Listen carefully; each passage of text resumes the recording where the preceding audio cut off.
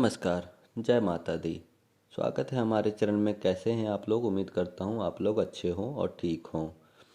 आज मैं लेके आया हूँ मार्गशीर्ष मास अध्याय 3। आइए जानते हैं कि आज के दिन शुक्रवार के दिन में कौन से भगवान की पूजन तथा व्रत की जाती है। तो आज मैं बताता हूँ शुक्रवार के दिन माँ संतोषी जी का व्रत किया जाता है और पूजन किया जाता है। आइए इनके कथा और अध्याय के बारे में जानते हैं। शुक्रवार के दिन माँ संतोषी का व्रत पूजन किया जाता है। इस पूजा के दौरान माता की आरती, पूजन तथा अंत में माता की कथा सुनी जाती है। शुक्रवार के दिन जाने वाली संतोषी माता व्रत कथा। एक बुढ़िया थी, उसके 7 बेटे थे। 6 कमाने वाले थे जबकि एक निकम्मा था। बुढ़िया 6 बेटों की रसोई बनाती, भोजन कराती और उनसे जो कुछ जूठन बचती वो 7वें को दे देती। एक दिन वह पत्नी से बोला, देखो मेरी माँ को मुझ पर कितना प्रेम है। वह बोली, क्यों नहीं, सबका जूठा जो तुमको खिलाती है। वह बोला, ऐसा नहीं हो सकता है, मैं जब तक आंखों से न देख लूं मान नहीं सकता। बहू हंसकर बोली, देख लोगे तो मानोगे ना। कुछ दिन बाद त्यौहार आया। घर में 7 प्रकार के भोजन और चूरमे के लड्डू बने। वह जांचने को सिर देखने का बहाना कर पताल वस्त्र सिर पर ओढ़े रसोई घर में सो गया। वह कपड़े में से एक एक जैसा दिख रहा था। 6 भाइयों भोजन करने आए। उसने देखा, माँ ने उनके लिए सुंदर आसन बिछा, नान प्रकार की रसोई पर परोसी और आग्रह करने उन्हें जमाया। वह देखता रहा। 6 भोजन करे उठे तब माँ ने उनकी जूठी थालियों में से लड्डुओं को टुकड़े उठाकर एक लड्डू बनाया। जूठन साफ कर बुढ़िया माँ ने उसे पुकारा, बेटा 6 भाइयों भोजन कर गए, अब तू ही बाकी है, उठ तू भी कब खाएगा। वह कहने लगा, माँ मुझे भोजन नहीं करना, मैं अब परदेश जा रहा हूँ। माँ ने कहा, कल जाता हो तो आज चला जा। वह बोला, हाँ आज ही जा रहा हूँ। यह कहकर वह घर से निकल गया। 7वें बेटे का परदेश जाते समय पत्नी की याद आ गई। वह गौशाला में कंडे मतलब उपले थाप रही थी। वह जाकर बोला, हम जावे परदेश आगवे कुछ काल, तुम रहियो संतोष से धर्म आपन पाल। वह बोली, जाओ पिया आनंद से हमारा सोच हटाए, राम भरोसे हम रहे ईश्वर तुम्हें सहाय। 2 निशानी आपन देखे ध्रुव गिरि धीर, सुधी मति हमारी बसुरियो रखियो मन गंभीर। वह बोला, मेरे पास तो कुछ नहीं है, यह अंगूठी है, सो ले लो और अपनी कुछ निशानी मुझे दे दो। वह बोली, मेरे पास क्या है, यह गोबर भरा हाथ। यह कहकर उसकी पीठ पर गोबर के हाथ थाप कर मार दी। वह चल दिया। चलते चलते दूर देश पहुंचा। परदेश में नौकरी। वहाँ एक साहूकार की दुकान थी। जाकर कहने लगा, भाई मुझे नौकरी पर रख लो। साहूकार को ज़रूरत थी, बोला रह जा।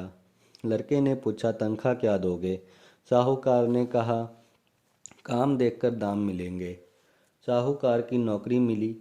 वह सुबह 7 बजे से 10 बजे तक नौकरी पर जाने लगा। कुछ दिन बाद में दुकान में का सारा लेन देन, हिसाब किताब, ग्राहकों का माल बेचना, सारा काम करने लगा। साहूकार के 7 बेटवे नौकर थे। ये सब चक्कर में खाने लगे। यह तो बहुत होशियार बन गया। सेठ ने भी काम देखा और 3 महीने में ही उसे आधे मुनाफे को हिस्सेदार बना लिया। सेठ ने भी काम देखा और 3 महीने में ही उसे आधे मुनाफे का हिस्सेदार बना लिया। वह कुछ वर्ष में ही नामी सेठ बन गया और अब मालिक सारा कारोबार उस पर छोड़कर चला गया। पति की अनुपस्थिति में माँ सास का उपचार। इधर उसकी पत्नी को सास ससुर दुख देने लगे। सारी गृहस्थी का काम करके उसकी लकड़ी लेने जंगल में भेजते थे। इस बीच घर के आटे से जो भी भूसी निकलती उसकी रोटी बनाकर रख देती थी। और फूटे नारियल की नरोली में पानी। एक दिन वह लड़की लकड़ी लेने जा रही थी। रास्ते में बहुत सी स्त्रियां संतोषी माता का व्रत करती दिखाई दी। वहां खड़ी होकर कथा सुनने लगी और पूछा, बहनों, तुम किस देवता का व्रत करती हो और उसके करने से क्या फल मिलता है? यदि तुम इस व्रत का विधान मुझ पे सजा समझा कर कहोगे तो तुम्हारा बड़ा एहसान मानूंगी। तब उनमें से एक स्त्री बोली, सुनो, यह संतोषी माता का व्रत है। इसके करने से निर्धनता, दरिद्रता का नाश होता है और जो कुछ मन में कामना हो सब संतोषी माता की कृपा से पूरी होती है। तब उसने उससे व्रत की विधि पूछी। संतोषी माता के बारे में व्रत के अच्छे से बताया, विधि बताया। वह भक्तिन स्त्री बोली, सवा आने का गुड़ चना ले लेना, इच्छा हो तो 5.25 आने का लेना या ₹1.25 का भी सहूलियत के अनुसार लाना। बिना परेशानी और श्रद्धा व प्रेम से जितना भी बन पड़े सवाए लेना। प्रत्येक शुक्रवार को निराहार रहकर कथा सुनना। इसके बीच कर्म टूटे नहीं, लगातार नियम पालन करना। सुनने वाला कोई न मिले तो दिक का दीपक जलाकर उसके आगे या जल के पात्र के सामने रखकर कथा कहना। जब कार्य सिद्ध न हो, नियम का पालन करना और कार्य सिद्ध हो जाने पर व्रत का उद्यापन करना। 3 मास में माता फल पूरा करती हैं। यदि किसी के ग्रह खोटे भी हो तो भी माता वर्ष भर में कार्य सिद्धि करती है। फल सिद्ध होने पर उद्यापन करना चाहिए, बीच में नहीं। उद्यापन 2.5 सेर आटे खाजा तथा इसी परिणाम से खीर तथा चने का साग करना। 8 लड़कों को भोजन कराना। जहाँ तक मिले देवर जेठ भाई बंधु के हो, न मिले तो रिश्तेदारों और आसपास पड़ोसियों को बुलाना, उन्हें भोजन कराना, यथा शक्ति दक्षिणा दे माता का नियम पूरा करना। उस दिन घर में खटाई न खाना। यह सुन बुढ़िया के लड़के की बहू चल दी। रास्ते में लकड़ी के बोझ को बेच दिया और उन पैसों से गुड़ चना ले माता के व्रत की तैयारी करने लगी और सामने मंदिर देखकर पूछने लगी, यह मंदिर किसका है? सब कहने लगे, संतोषी माता का मंदिर है यह। सुनकर माता के मंदिर में जाकर चरणों में लेटने लगी। दीन व विनती करने लगी, माँ, मैं निपटी अज्ञानी हूँ, व्रत के कुछ भी नियम नहीं जानती हूँ, मैं दुखी हूँ। हे माता जगत जननी, मेरा दुख दूर कर, मैं तेरी शरण में हूँ। माता का दया आई। एक शुक्रवार बीता कि दूसरे को उसकी पति का पत्र आया और तीसरे शुक्रवार को उसका भेजा हुआ पैसा आ पहुंचा। यह देख जेठ जेठानी मुंह सिकोड़ने लगे। लड़के ताने देने लगे। काकी के पास पत्र आने लगे, रुपया आने लगा, अब तो काकी की खातिर बढ़ेगी। बेचारी सरलता से कहती, भैया कागज आवे रुपया आवे, हम सब के लिए अच्छा है। ऐसा कहकर आंखों में आंसू भरकर संतोषी माता के मंदिर में आके मातेश्वरी के चरणों में गिरकर रोने लगी। माँ, मैंने तुमसे पैसा कब मांगा है? मुझे पैसे से क्या काम है? मुझे तो अपने सुहाग से काम है। मैं तो अपनी स्वामी के दर्शन मांगती हूँ। तब माता ने प्रसन्न होकर कहा, जा बेटी, तेरा स्वामी आएगा। यह सुनकर खुशी से बावली होकर घर में जाकर काम करने लगी। अब संतोषी माँ विचार करने लगी, इस भोली पुत्री को मैंने कह तो दिया कि तेरा पति आएगा, लेकिन कैसे? वह तो इस स्वरूप में याद ही नहीं करता। उसे याद दिलाने को मुझे ही जाना पड़ेगा। इस तरह माता की उस बुढ़िया के बेटे के पास जा स्वरूप में प्रकट होने लगी। साहूकार के बेटे सो रहा है या जगता है? वह कहने लगा, माता, सोता भी नहीं, जागता भी नहीं हूँ, कहो क्या आज्ञा है? माँ, कहने लगी, तेरे घर बार कुछ है कि नहीं? वह बोला, मेरे पास सब कुछ है, माँ बाप हैं, बहू हैं, क्या कमी है? माँ बोली, भोले पुत्र, तेरी बहू घोर कष्ट उठा रही है, तेरे माँ बाप उसे परेशानी दे रहे हैं, वह तेरे लिए तरस रही है, तू उसकी सधू ले। वह बोला, हाँ माता जी, यह तो मालूम है, परंतु जाऊं तो कैसे?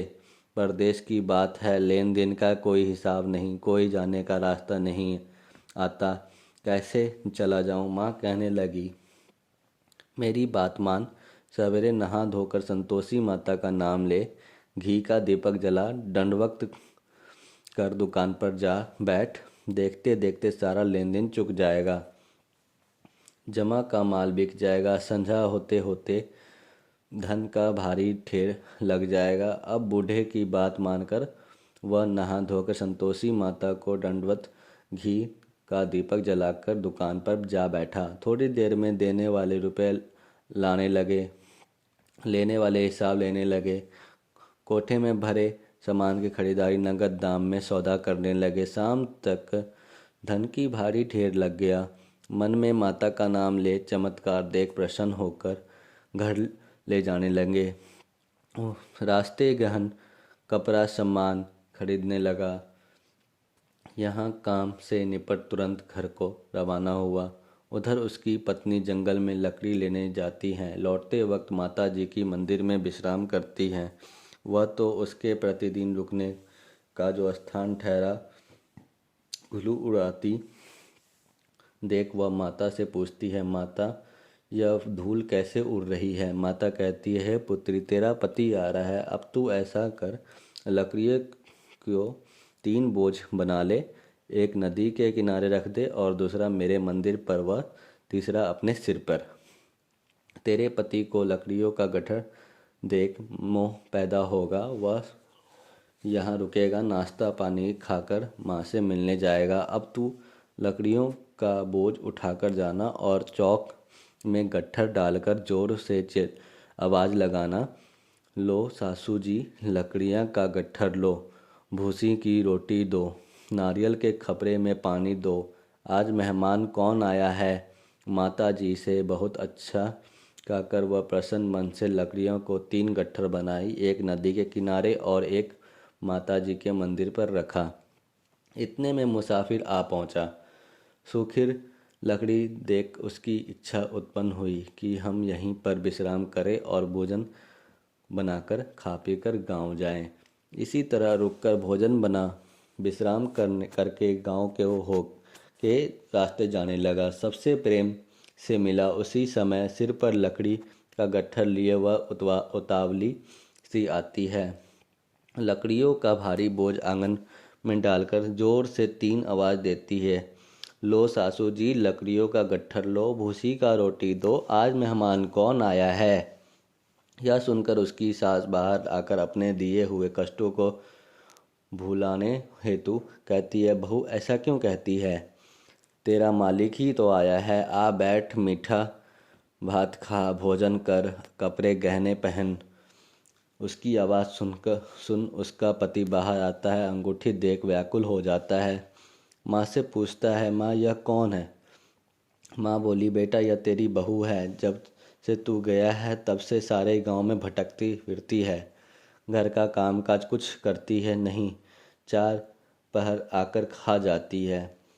वह बोला, ठीक माँ, मैंने इसे भी देखा और तुम्हें भी। अब दूसरे घर की ताली दो, उसमें रहूँगा। माँ बोली, ठीक है, जैसी तेरी मर्जी।